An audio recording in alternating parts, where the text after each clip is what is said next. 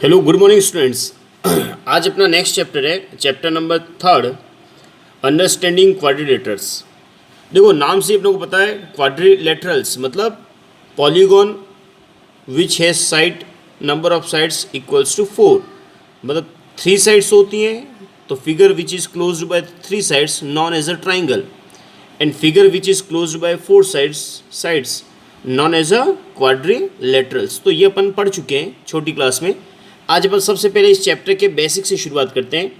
तो आज की क्लास में आप सभी का स्वागत है एक बार फिर से। और ये देखो क्वेश्चन नंबर चैप्टर नंबर 3 का फर्स्ट टॉपिक अपने पास हो रहा है पॉलीगॉन। तो पॉलीगॉन अपने पास क्या होता है, तो सिंपल से उसकी डेफिनेशन है। डेफिनेशन आपको याद करनी पड़ेगी, व्हाट इज पॉलीगॉन। तो पॉलीगॉन की डेफिनेशन सिंपल सी क्या आ जाएगी, अ simple closed curve made by line segment is called a polygon. देखो यहाँ पे क्या है, थोड़ा सा आपको समझना पड़ेगा कि simple closed curve made by line segment known as a polygon. जैसे ये भी हमारे पास क्लोज्ड फिगर है पर ये पॉलीगॉन नहीं है, और ये क्लोज्ड फिगर है वो अपने पास पॉलीगॉन है। तो ये अपने को अंतर समझना पड़ेगा कि व्हाई दिस इज पॉलीगॉन। तो अपने पास क्या है, simple closed curve which is made by line segment, मतलब क्लोज्ड कर्व होना चाहिए और वो लाइन सेगमेंट से बना हुआ होना चाहिए, तो वो अपने पास क्या कहा जाएगा, पॉलीगॉन। तो ये हमारे पास पॉलीगॉन होगा, ये पॉलीगॉन नहीं होगा। यदि कोई कहा जाए ये क्या अपने पास पॉलीगॉन होगा, तो ये हमारे पास पॉलीगॉन नहीं होगा, पर हाँ ये पॉलीगॉन हमारे पास ज़रूर होगा। तो closed figure which is made by line segment known as a polygon. तो ये हमारे पास डेफिनेशन क्लियर होनी चाहिए, लाइन सेगमेंट से क्लोज्ड फिगर होगा पॉलीगॉन। ठीक, ओके, यस। अब यहाँ पे क्या होगा, polygon is only possible for sides and is greater than 2, मतलब कोई भी पॉलीगॉन यदि हम बना रहे हैं तो उसके लिए कम से कम हमको 3 साइड्स की ज़रूरत पड़ेगी। सबसे छोटा पॉलीगॉन हमारे पास में क्या होगा, वो साइड्स 3 के लिए होगा, और वो हमारे पास होगा सबसे छोटा पॉलीगॉन कौन सा होगा, ट्राइंगल। ट्राइंगल में कितनी साइड होती है, 3 साइड होती है। ट्राइंगल में कितनी साइड्स होती है, 3। तो सबसे छोटा जो पॉलीगॉन होगा वो n=3 के लिए होगा। या इसको दूसरे सेंटेंस में ये भी कहा जा सकता है कि polygon is only possible for sides greater than 2, मतलब 2 से अधिक साइड्स के लिए ही पॉलीगॉन पॉसिबल है। तो ये भी एक इंपॉर्टेंट क्वेश्चन है, कंपटीशन एग्जाम में पूछा जा सकता है कि polygon is possible for minimum sides. तो मिनिमम साइड्स कितनी आवश्यकता होती है, 3 की। 3 सबसे छोटा पॉलीगॉन हमारे पास कौन सा होता है, ट्राइंगल। फिर ट्राइंगल से बड़ा यदि साइड्स 4 की बात की जाए तो क्वाड्रिलेटरल, साइड्स 5 की बात की जाए तो पॉलीगॉन को क्या कहा जाएगा, पेंटागॉन। साइड्स 6 की बात की जाए तो हमारे पास क्या हो जाएगा, हेक्सागॉन, हेप्टागॉन, ऑक्टागॉन, नैनोगॉन। इस तरीके से ये चलता जाएगा। तो फर्स्ट हमारे पास जो टॉपिक हो गया पॉलीगॉन, तो सिंपल सी डेफिनेशन है, सबको याद होनी चाहिए, सबको लिखनी भी है।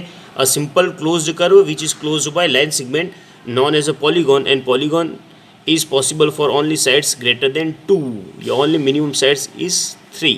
ओके, फिर सेकेंड हमारे पास टॉपिक हो रहा है डायगोनल। बहुत इंपॉर्टेंट टॉपिक है, व्हाट इज डायगोनल। ये क्वेश्चन बहुत बार पूछा जा सकता है और कई सारे लोग इसमें कंफ्यूज होते हैं। तो diagonal is a line segment connecting two non consecutive vertices of a polygon. देखो इसको मैं समझाता हूँ कि नॉन कंसेक्यूटिव वर्टिसेस कौन सा होगा। जैसे देखो यहाँ पे हमारे पास ये एक फिगर दे रखा है, ये मैंने ले लिया। सबसे पहले आपके पास एक क्वाड्रिलेटरल ले लिया। तो क्वाड्रिलेटरल के लिए जैसे ए अपने पास में, बी अपने पास में, सी अपने पास में और डी अपने पास है। तो ए के लिए बी और सी तो कह जाएंगे कंसेक्यूटिव वर्टिसेस। क्या कह जाएंगे, कंसेक्यूटिव वर्टिस। कंसेक्यूटिव का मतलब क्या होता है, पास वाले, पड़ोसी, नेबरहुड कहते हैं ना मन, पड़ोसी। तो पड़ोसी ए के लिए क्या कहा जाएगा, बी और सी, वो कह जाएंगे कंसेक्यूटिव वर्टिसेस। पर डायगोनल क्या होगा, ये वाला डायगोनल नहीं होगा। क्यों डायगोनल नहीं होगा, क्योंकि हमारे पास डायगोनल की डेफिनेशन क्या कहा जा रही है, a diagonal is a line segment connecting two non consecutive vertices of a polygon. Non consecutive मतलब ए का नॉन कंसेक्यूटिव वर्टिसेस कौन सा है, तो कंसेक्यूटिव तो है बी और सी, और नॉन कंसेक्यूटिव कौन सा हो गया, डी वाला। वैसे बी के लिए नॉन कंसेक्यूटिव कौन सा हो जाएगा, सी वाला। तो हमारे पास कितने डायगोनल्स हो जाएंगे, ये वाला पहला डायगोनल, ये वाला दूसरा डायगोनल। तो डायगोनल की डेफिनेशन क्या हो गई, diagonal is a line segment which is connecting two non consecutive vertices of a polygon. तो नॉन कंसेक्यूटिव वर्टिसेस को जोड़ने वाला लाइन सेगमेंट क्या कहा जाएगा, डायगोनल। बहुत इंपॉर्टेंट। अब जैसे यहाँ पे अपन कह रहे हैं, सबसे पहले क्वाड्रिलेटरल की यहाँ पे फिगर बनाएगा। तो क्वाड्रिलेटरल में कितने अपने पास हो जाएंगे डायगोनल, 2, ट्रायंगल में 0, पेंटागन में 5। तो अब ये नंबर कहाँ से अपने पास मारा है, तो अपन एक तो लाइन सेगमेंट ज्वाइन करके बना सकते हैं, और लाइन सेगमेंट ज्वाइन करके नहीं बनाना चाहते, मेरे पास फॉर्मूला कौन सा आ रहा है, ये सिंपल सा formula, diagonal, number of diagonal in any polygon तो n into N minus three divide by two. इसको आगे अपन देखेंगे, इस पर बेस्ड क्वेश्चन भी अपने पास आने वाला है। तो ये फॉर्मूला सबको याद होना चाहिए। Number of diagonals in any polygon तो क्या हो जाएगा, n into N minus three divided by two. तो जैसे चलो अपन एक क्वेश्चन करके देख लेते हैं, तो हमारे पास एक आइडिया आएगा।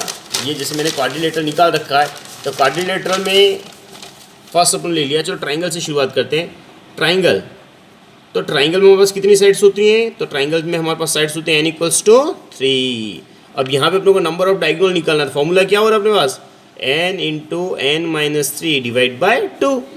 अब यहाँ पे ट्राइंगल में के लिए अपन निकाला तो क्या हो जाएगा, 3 minus three divide by two.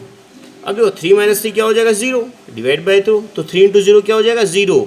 तो क्या हो जाएगा, number of diagonal in triangle कितने हो जाएंगे, 0। ये सिंपल सी बात अपने पास आ गई कि डायगोनल में, ट्राइंगल में डायगोनल्स की वैल्यू कितनी होती है, 0। इस फॉर्मूले से निकल गया। अब अपन ट्राइंगल से बड़ी वैल्यू क्या होती है, क्वाड्रिलेटरल। तो चलो उसके लिए निकाल के देख लेते हैं क्वाड्रिलेटरल। अब देखो क्वाड्रिलेटरल में साइड्स की वैल्यू कितनी होती है अपने पास, n इक्वल्स टू होती है 4 है ना क्वाड्रिलेटरल में 4। Yes, very good. तो अगेन ये फॉर्मूला लगाएंगे n into N minus three divide by two. तो क्या होगा, 4 into 4 minus three divide by two. 4 minus three क्या हो जाएगा, 1 डिवाइड बाई टू। क्या होगा, 4 1 ज़ा 4, तो 4 बाई टू। और क्या होगी वैल्यू 2। तो क्वाड्रिलेटरल में डायगोनल की वैल्यू कितनी होती है, 2। वैसे ही पेंटागन, हेक्सागन, हेप्टागन, ऑक्टागन जो भी अपने पास दिए जाए n की साइड्स के लिए अपन इस फॉर्मूले के माध्यम से नंबर ऑफ डायगोनल्स काउंट कर सकते हैं। ये बहुत इंपॉर्टेंट फॉर्मूला है। तभी तक उन्होंने दो चीज़ें देखी है। फर्स्ट चीज़ कौन सी देखी है, पॉलीगॉन। पॉलीगॉन क्या आपने देखा है, a simple closed figure which is closed by line segment known as a polygon. Second चीज़ क्या देखी है, डायगोनल।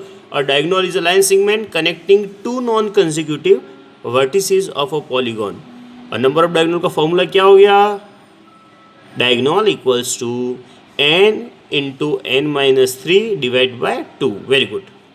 अब हमारे पास थर्ड वैल्यू जो आ रही है वो है convex polygon and concave polygon. इसको भी अपने को समझना पड़ेगा।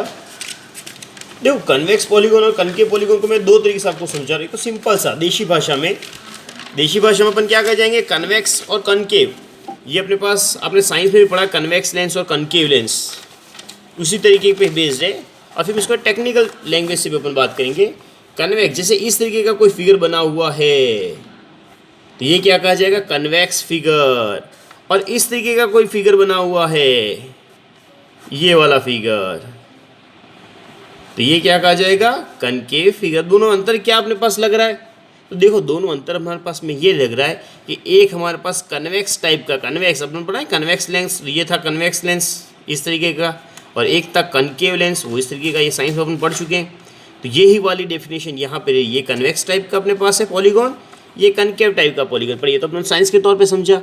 अब अपन मैथ्स के तौर पे इसको समझ रहे हैं कि कन्वेक्स पॉलीगॉन क्या होता है और कनकेव पॉलीगॉन क्या होता है। तो हमारे पास सिंपल से इसकी डेफिनेशन होती है, if polygons all diagonals are in the polygon. क्या कह रखा है, if polygons all diagonals are in the polygon then that polygon are known as a convex polygon.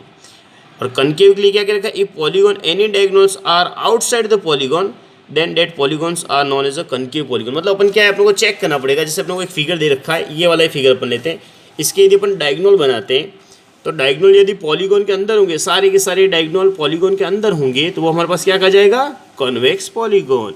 और यदि एक भी डायगोनल उस फिगर के बाहर आ जाएगा तो वो कौन सा पॉलीगॉन कहा जाएगा, कनकेव फिगर, कनकेव पॉलीगॉन। देखो यहाँ पे मैंने इसका पहला डायगोनल ड्रॉ किया तो ये हुआ पहला डायगोनल, ये दूसरा डायगोनल किया तो ये हो गया। तो दोनों डायगोनल क्या अपने पास हो रहा है, फिगर के अंदर है, पॉलीगॉन के अंदर है, तो ये क्या कहा जाएगा, कन्वेक्स पॉलीगॉन। और ये वाला जैसे अपने लिया तो इसका जैसे ये वाला जो डायगोनल है वो तो अपने फिगर के अंदर है तो कोई दिक्कत नहीं है। पर यदि ये वाला डायगोनल यदि मैं मिलाऊँ तो ये वाला डायगोनल, ये फिगर जो हमारे पास में है उसके बाहर आ गया, तो ये क्या कहा जाएगा, कॉनकेव पॉलीगॉन। तो क्या डेफिनेशन अपने पास में होगी, मैं हिंदी में एक बार इसको समझा देता हूँ। ऐसा पॉलीगॉन जिसके सारे डायगोनल उस पॉलीगॉन के अंदर हों तो वो हमारे पास कहा जाएगा कन्वेक्स पॉलीगॉन। और ऐसा पॉलीगॉन जिसका कोई एक भी डायगोनल उसके फिगर के बाहर होगा तो वो कहा जाएगा कॉनकेव पॉलीगॉन। में एक और फिगर बनाता हूँ, जैसे ये मैंने पॉलीगॉन बनाया, अब चेक करना अपनों को। एक तो ये हो गया फिगर नंबर 1, और फिगर नंबर 2 अपनों ने ये बना दिया।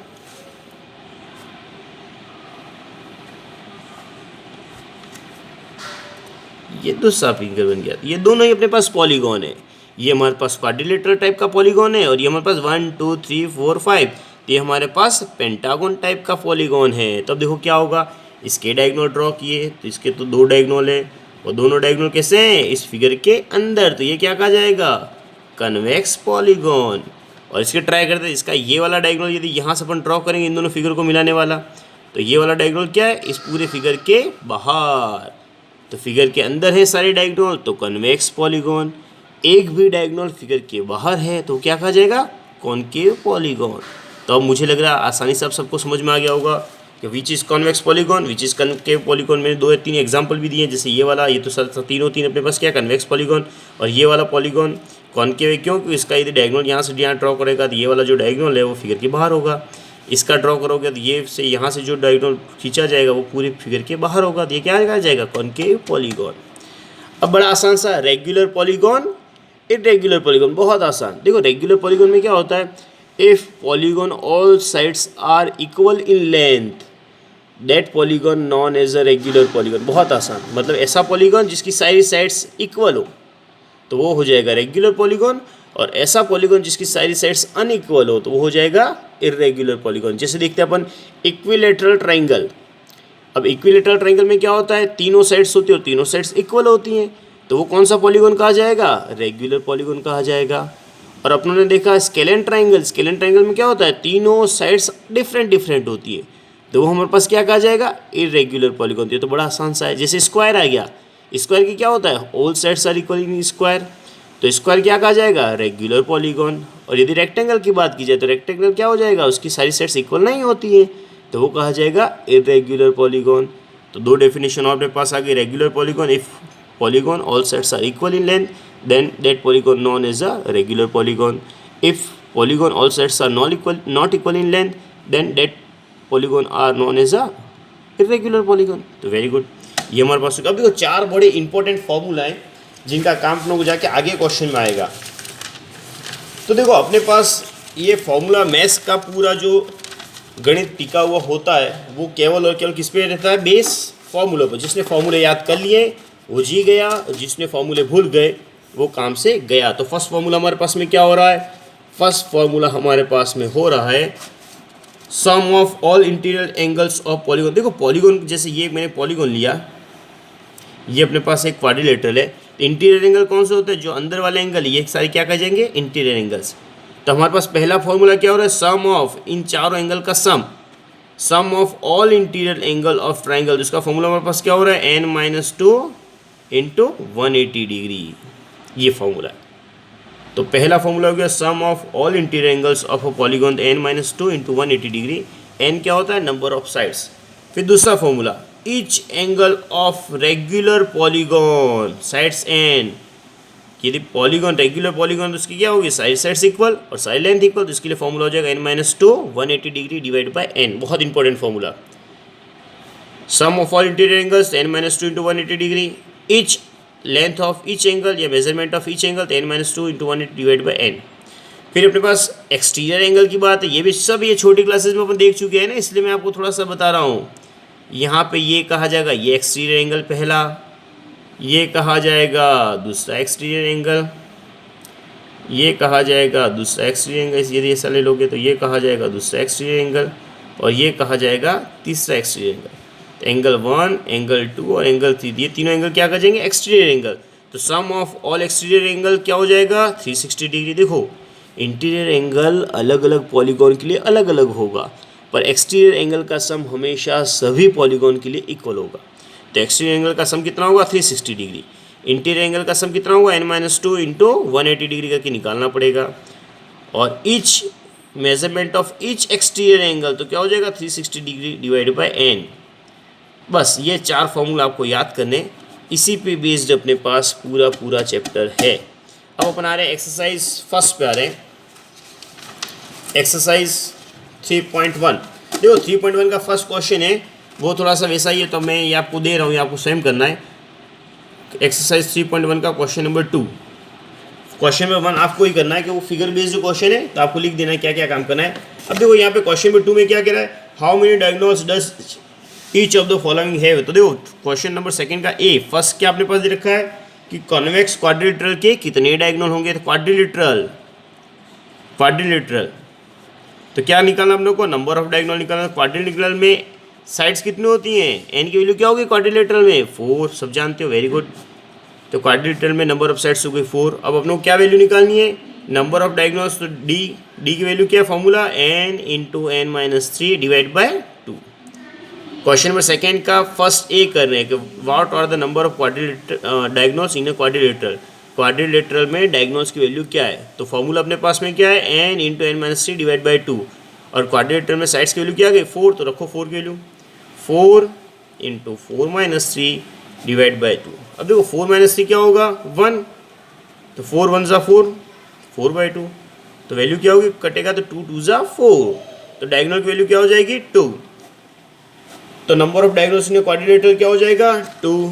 अब देखो इसी का सेकंड का बी क्वेश्चन क्या रखा है, हेक्सागोन। अब देखो हेक्सागोन अपनों को ये निकालने, हेक्सागोन हेक्सा मतलब क्या होता है, साइड्स की वैल्यू कितनी हो जाएगी, n इक्वल्स टू 6, हेक्सा 8 में 6, तो हेक्सागोन में साइड्स की वैल्यू क्या हो गई 6। अब अपनों को डायगोनल की वैल्यू निकालने, क्या फॉर्मूला, यही n into N minus 3 divide by 2, फिर से लिखो formula n into N minus 3 divide by 2, तो क्या हो जाएगी वैल्यू 6 माइनस 3 डिवाइड बाई 2। अब देखो 6 माइनस 3 क्या हो जाएगा अपने पास 3 डिवाइड बाई 2। अब क्या होगा, 2 से ये 6 कटेगा, 2 1 ज़ा 2, 2 3 ज़ा 6, तो डायगोनल की वैल्यू क्या हो जाएगी, 3 3 ज़ा 9, तो डायगोनल की वैल्यू हो गई 9। फिर क्वेश्चन में लास्ट क्या है, ट्राइंगल। देखो बहुत आसान है, ट्राइंगल तो मैंने बता भी चुका हूँ, सी मैं यही कर लेता हूँ, सी वाला क्वेश्चन। ट्राइंगल, तो ट्राइंगल के लिए एन की वैल्यू क्या मिलेगी 3, तो डायगोनल वैल्यू क्या हो जाएगी 3 माइनस 3, सब समझ गए, 3 माइनस 3 की वैल्यू क्या होगी, 3 माइनस 3 क्या हो जाएगा 0, और 0 का जब किसी मल्टीप्लिकेशन होता है वैल्यू क्या हो जाती है 0। तो ट्राइंगल में डायगोनल्स की वैल्यू क्या होगी 0। ये कंपटीशन एग्जाम में पूछे जाने वाला क्वेश्चन है कि number of diagonals in a triangle, तो क्या हो जाएगा d equals to 0, very good. अब देखो क्वेश्चन नंबर थर्ड आपका होमवर्क है, क्वेश्चन नंबर फोर्थ। देखो क्वेश्चन नंबर फोर्थ क्या कह रहा है, रीड करो। इसमें आप पहले तो बहुत सारी लैंग्वेज दे रखी है, फिर क्वेश्चन नंबर फोर्थ एक्चुअली है पीछे एक साइड में, तो देखो क्या कह रहा है question number fourth. Question number fourth अपने पास में आ रहा है, what can you say about the angle sum. हाँ, तो यहाँ पे क्या निकालना, सम ऑफ इंटीरियर एंगल्स। तो फर्स्ट में क्या दे रखा है, A equals to N equals to 7 दे रखा है कि एन इक्वल्स टू 7 के लिए सम ऑफ इंटीरियर एंगल्स क्या होगा। तो देखो सम ऑफ इंटीरियर एंगल का फॉर्मूला अपने पास क्या है, तो sum of interior angle of polygon, तो क्या फॉर्मूला हमारे पास, अभी मैंने बताया था n माइनस 2 मल्टीप्लाई 180 डिग्री। अब बहुत आसान है, n की वैल्यू क्या रही 7, तो क्या हो जाएगा 7 माइनस 2 इंटू 180 डिग्री। 7 माइनस 2 कितना होगा 5 इंटू 180 डिग्री, और 185 ज़ा 900 डिग्री, तो हमारे पास क्या हो जाएगा, sum of interior angles equals to 900 degree.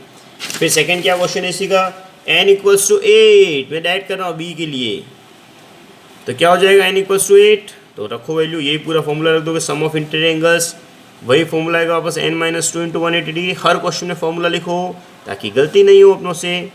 अब क्या होगा 8 माइनस 2 इंटू 180 डिग्री, 8 माइनस 2 क्या हो जाएगा 6 इंटू 180 डिग्री। अब देखो यहाँ पे ध्यान से, 10 8 ज़ा 80, 8 6 ज़ा 48, 108 होता है ना, 18 इंटू 6 108, तो क्या हो जाएगा 1080 डिग्री। तो sum of all interior angles in n equals to 8 के लिए क्या आ गई वैल्यू 1080। फिर देखो सी वाला में क्या रखा है, c equals to n equals to 10, तो t equal to n equals to 10 के लिए अपने पास में क्या हो जाएगी, वही मैं डायरेक्ट कर रहा हूँ, 10 माइनस 2 इंटू 180 डिग्री, 10 माइनस 2 कितना हो जाएगा 8 इंटू 180 डिग्री, और 8 इंटू 180 डिग्री क्या हो जाएगा 18 इंटू 8, 8 144 बराबर है ना, हाँ, तो 1440 डिग्री। तो सम ऑफ क्या हो गया डिग्री 101440 डिग्री। तो बहुत अच्छा क्वेश्चन था, क्वेश्चन में फोर्थ हो गया अपने पास। अब देखो क्वेश्चन में फिफ्थ तो बड़ा आसान सा क्वेश्चन है। देखो what is a regular polygon, state the name of regular polygon of, तो 3 साइड्स वाले को क्या अपन कहेंगे, polygon which has 3 sides are equal, तो अपन कहेंगे पहले का क्वेश्चन हो जाएगा इक्विलेटरल ट्राइंगल। बी सेकेंड में 4 साइड्स आर इक्वल, तो उस पॉलीगन को क्या कहेंगे, स्क्वायर भी कह सकते हैं और रोम्बस भी कह सकते हैं। और थर्ड में क्या हो रहा है, 6 साइड्स आर इक्वल, तो क्या लिख देना है, रेगुलर हेक्सागोन। तीनों का आंसर मैंने बता दिया है। अब देखो क्वेश्चन नंबर 6। थोड़ी सी वीडियो आज लंबी हो रही है पर फिर भी हम लोग को ये चैप्टर एक्सरसाइज 3.1 करनी पड़ेगी। देखो क्वेश्चन नंबर 6 बड़ा आसान सा है, इसमें मैं 2 करूँगा, 2 आपको होमवर्क दूंगा। देखो क्वेश्चन नंबर 6 में क्या अपने पास हो रहा है, एक अपने पास फिगर दे रखा है और हम लोग को उसका आंसर निकालना है। तो क्वेश्चन नंबर 6 का फर्स्ट का देखो क्या हो रहा है अपने पास। क्वेश्चन नंबर 6 के फर्स्ट में इस तरीके से कोई फिगर अपने पास दे रखा है। हो सकता है थोड़ा बहुत फिगर उतना सही नहीं बने। 130 डिग्री, 120 डिग्री, x डिग्री और यहाँ पे क्या हो जाएगा 50 डिग्री। देखो यहाँ अपन जानते हैं, क्या जानते हैं, ये sum of interior angle of quadrilateral, quadrilateral के इंटीरियर एंगल का सम कितना होता है 360 डिग्री। तो यहाँ पे लिखो sum of interior angle of quadrilateral, ये पूरी स्पेलिंग लिख देना। तो क्या अपने पास सम होता है 360 डिग्री। अब इन सबको सम करेंगे, चार एंगल को, तो क्या आना चाहिए 360 आना चाहिए। तो करो 50 degree plus 130 degree plus 120 degree plus x कितना आना चाहिए 360 डिग्री आना चाहिए। सम करो, देखो क्या होगा 130 120 होगा 250 प्लस 50 300 degree plus x equal to 360 degree. अब देखो 300 डिग्री ट्रांसफर होगा, क्या हो जाएगा माइनस का 300, तो वैल्यू कितनी हो जाएगी x इक्वल्स टू 60 डिग्री। ये हमारे पास हमारा क्या हो जाएगा आंसर हो जाएगा। अब देखो क्वेश्चन नंबर 2 वो मैं आपका होमवर्क दे देता हूँ। क्वेश्चन नंबर 3 देखो 6 का क्वेश्चन नंबर 3 सेकेंड आपका होमवर्क। देखो इस टाइप से ये फिगर दे रखा है, ठीक है। फिगर थोड़ा बहुत ऊपर नीचे हो सकता है। 70 डिग्री 60 डिग्री x फिर क्या देखा 30 डिग्री। देखो यहाँ थोड़ा सा आप लोगों को दिमाग लगाना पड़ेगा। अपने पास एक प्रॉपर्टी होती है लाइन सेगमेंट प्रॉपर्टी। क्या होती है उस प्रॉपर्टी में कि एक लाइन पे बनने वाले एंगल का सम कितना होता है 180 डिग्री। तो इस एंगल को मैंने नाम दे दिया एंगल 1 और इस एंगल को मैंने नाम दे दिया एंगल 2। अब एंगल 1 और 70 मिला के कितना होना चाहिए 180 डिग्री होता है। लीनियर पेयर, लीनियर पेयर का मतलब क्या होता है, एक लाइन पे जितने एंगल होते हैं उनका सम होता है 180 डिग्री। तो लीनियर पेयर से अपने पास देखो, तो यहाँ से शुरू किया फ्रॉम लीनियर पेयर। तो देखो लीनियर पेयर से अपने पास क्या होगा 1 और 70 डिग्री दोनों लीनियर पेयर बनाने। Angle 1 plus 70 degree equals to क्या होगा 180 डिग्री। एंगल 1 इक्वल्स टू क्या होगा 180 डिग्री माइनस 70 डिग्री हो जाएगा ट्रांसफर होके, और 180 माइनस 70 कितना होगा 110 डिग्री। Very good. तो एंगल 1 की वैल्यू होगी 110 डिग्री। वैसे ही ये निकालना है, ये दोनों लीनियर पेयर बनाएंगे तो again linear pair. Linear pair कौन कौन बना रहा है एंगल 2 प्लस 60 डिग्री। तो करो angle 2 plus 60 degree equals to 180 degree. अब क्या होगा angle 2 equals to 180 degree minus 60 degree, और एंगल 2 इक्वल्स टू क्या होगा 120 डिग्री। एंगल 2 इक्वल्स टू क्या होगा 120 डिग्री। अब अपने पास देखो क्या है 1 2 3 4 और 5 है, मतलब कितना हो गया पेंटागन। और सम ऑफ पेंटागन इंटीरियर एंगल्स कितना होता है अपने पास 540। ये याद रखना है, नहीं याद हो तो अपन फॉर्मूले के माध्यम से निकाल भी सकते हैं। तो देखो आगे क्वेश्चन कहाँ जा रहा है, देखो यहाँ पे क्या हुआ सम ऑफ, वही क्वेश्चन आगे बढ़ रहा है, sum of interior angle of pentagon तो देखो पेंटागन के सम कितना होता है अपने पास 540 डिग्री। यदि ये पूछा जाए कैसे, या तो याद रखना है कि ट्राइंगल का सम 180 डिग्री, क्वाड्रिलेटरल का सम 360 डिग्री, पेंटागन का सम 540 डिग्री। और याद नहीं हो तो अपने जो फॉर्मूला देखा उस फॉर्मूले से निकाल लेंगे। तो यहाँ 540 अपने को याद है। देखो कौन कौन से इसके एंगल है, फर्स्ट एंगल है 30 डिग्री, सेकेंड एंगल हो रहा है x, थर्ड एंगल अपने पास में कौन सा आया था 110 डिग्री, फोर्थ एंगल अपने पास में कौन सा आ रहा था 120 डिग्री, और फिफ्थ एंगल वापस x इक्वल्स टू 540 डिग्री। देखो सम करना पड़ेगा, ये हो जाएगा 120 110 230 प्लस 30 260, और x प्लस x 2x तो 2x plus 260 degree equals to 540 degree. 2x equals to 540 minus 260 degree. 2x 540 minus 260 अपने पास क्या हो जाएगा, देखो यहाँ से हो जाएगा 80 तो 340 और ये जाएगा 280 डिग्री। फिर क्या हो जाएगा x equals to 280 degree divide by 2, तो 280 में 2 का डिवाइड करोगे क्या होगा x इक्वल्स टू 140 डिग्री। तो अच्छा क्वेश्चन है। क्वेश्चन नंबर 6 का क्वेश्चन नंबर 3 क्या आंसर है कि x इक्वल्स टू 140 डिग्री। बहुत अच्छा क्वेश्चन है, क्वेश्चन को 2 बार करना, अच्छा क्वेश्चन है। इसका 4th क्वेश्चन आपका होमवर्क है। 4th क्वेश्चन आसानी है वैसे, क्या सबको जोड़ दोगे 5x इक्वल्स टू 540, पेंटागोन है तो 5x इक्वल्स टू 540 और x इक्वल्स टू 108, तो 4th क्वेश्चन तो बहुत ईजी है, आप कर लोगे। अब देखो क्वेश्चन नंबर 7 लास्ट क्वेश्चन है, क्वेश्चन नंबर 7। क्वेश्चन नंबर 7 का फर्स्ट मैं बताऊँ, सेकंड आपका होमवर्क रहेगा। तो देखो यहाँ पे अपने पास क्या दे रखा है, थोड़ा सा इसमें भी घुमाया क्वेश्चन को, तो कोई दिक्कत नहीं है। फिगर बनाओ सबसे पहले। देखो हर क्वेश्चन का फिगर बनने से क्या क्वेश्चन आता तो वैसे ही सॉल्व हो जाता है। तो यहाँ पे देखो ये इस तरीके का फिगर अपने पास दे रखा है, ये इस तरीके का फिगर अपने पास दे रखा है। पहले यहाँ पे ये लाइन ये जा रही है, ये कर लो। तो ये अपने पास होगा, ये 30 डिग्री दे रखा है, फिर ये 90 डिग्री दे रखा है, और ये यहाँ पे क्या कर रखा है, वाई डिग्री दे रखा है। अब यहाँ पे दे रखा है एक्स डिग्री दे रखा है, और यहाँ पे दे रखा है जेड डिग्री दे रखा है।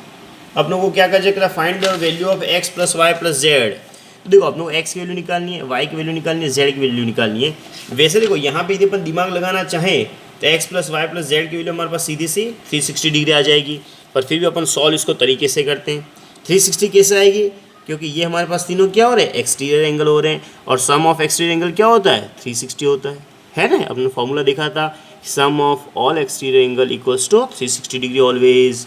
तो X Y Z exterior angle, इसलिए 360 होगा।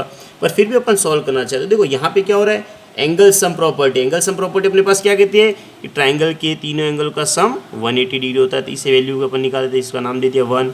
तो यहाँ पे लिखो bye angle sum property, angle sum property. छोटी क्लास में आपको दिखिए ना एंगल सम प्रॉपर्टी कि एंगल ट्राइंगल के तीनों एंगल का सम 180 होता है। तो यहाँ से एंगल 1 की वैल्यू आएगी, तो क्या होगा, angle 1 plus 90 degree plus 30 degree क्या हो जाएगा अपने पास, ये हमारे पास हो जाएगा 180 डिग्री।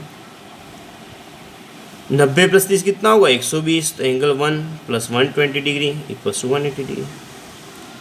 एंगल 1 इक्वल्स टू क्या होगा, 180 डिग्री माइनस 120 डिग्री। तो एंगल 1 की वैल्यू क्या होगी, 180 माइनस 120 क्या होगा, 60 डिग्री। तो एंगल 1 की वैल्यू तो आ गई 60 डिग्री।